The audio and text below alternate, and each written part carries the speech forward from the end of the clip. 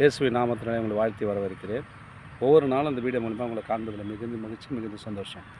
நாளில் ஒரு வேத வசனத்தை காண்பிக்கிறேன். நீதிமொழிகள் 2ஆம் அதிகாரம் 5ஆம் வசனம் சொல்லப்படுகிறது, சுய புத்தி மேல் சாயாமல் உன் முழு இருதயத்தோடும் கர்த்தரில் நம்பிக்கையாக இரு.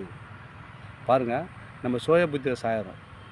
யாரெல்லாம் சுய புத்தி செய்யுங்க, நான் செய்து தான் சட்டம், நான் வச்சது தான் குறிக்கோள் அப்படின்னு நினைக்கிறீங்க.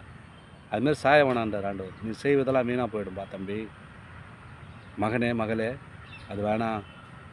உன் சுய புத்தி மேல் சாயாமல் முழு இருதயத்தோடும் கர்த்தரில் நம்பிக்கையாயிரு. எந்த காரியம் எடுத்தாலும் கர்த்தரை நம்பி போ, நிச்சயமாக அது வெற்றிகரமாக மாறும். யாரும் தேவையில்லை, என்னால் போடும், என் பலத்தினால் பண்ண முடியும் அப்படின்னு பார்க்குறியா? நீ பண்ணி பாருங்களேன், அது ஒன்றும் சிறப்படாது. ஆண்டவர் தான் சொல்கிறார், சுய புத்தி மேல் சாயாமல். உன் சுய புத்தி மேல் சாயக்கூடாது. எந்த காரியத்தை கொடுத்து சுய புத்தி மேல் சாய்ந்தினா ஒன்றும் விளங்காது. அவரை தான் சொல்கிறார், சுய புத்தி மேல் சாயாமல் முழு இருதயோடும் கர்த்தரில் நம்பிக்கையாக இருந்து. இது எந்த காரியமாக இருந்தாலும் சரி, இது முடியலன்னு சொல்லிட்டு எல்லாம் ஒதுக்கி விட்டுடலாம். நீ கர்த்தர் மேல் நம்பிக்கை வச்சு, எசப்பா இது நீ தாம்மா முடியும், எல்லோரும் முடியலன்னு சொல்லிட்டாங்கப்பா, உன்னால் முடியும்பா அப்படின்னு சொல்லிட்டு ஒரு வியாதியில் போய் படுக்க இருப்பாங்க, மரணக்கட்டுக்குள்ளே போயிட்டுருப்பாங்க, முடியாத டாக்டர்லாம் கைவிட்டுப்பட்டிருக்கோம். நீ கர்த்தர் மேல் நம்பிக்கையாக இருந்து பாருங்க.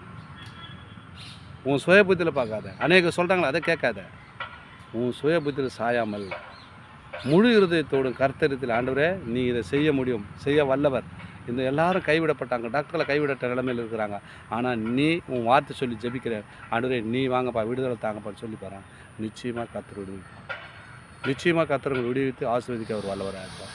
இந்த வசனத்தை கேட்ட உங்கள் வாழ்க்கையில் அநேக அற்புதத்தை அடையாளத்தையும் கர்த்தர் செய்து மேல்மேலும் உயர்த்த போகிறாருங்க. அதுக்கு தான் உங்கள் சுய புத்தியில் சாயாதீங்க. சுய புத்தியில் சாயாதீங்க. முழு இருதயத்தோடு கர்த்தரில் நம்பிக்கையாக இருந்து